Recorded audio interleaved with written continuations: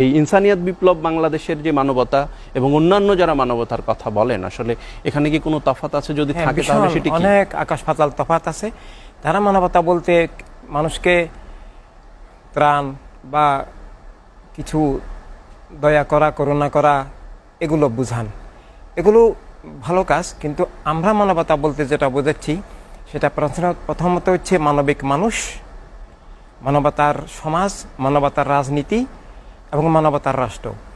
মানবতা বিরোধী রাজনীতি যদি সমাজে কার্যকর থাকে, রাষ্ট্র যদি মানবিক না হয়, সব মানুষের অধিকার স্বাধীনতা ভিত্তিক না হয়, তাহলে মানবতা একেবারে অলিক, একেবারে ধোঁকা, একেবারে প্রহসন হয়ে দাঁড়ায়।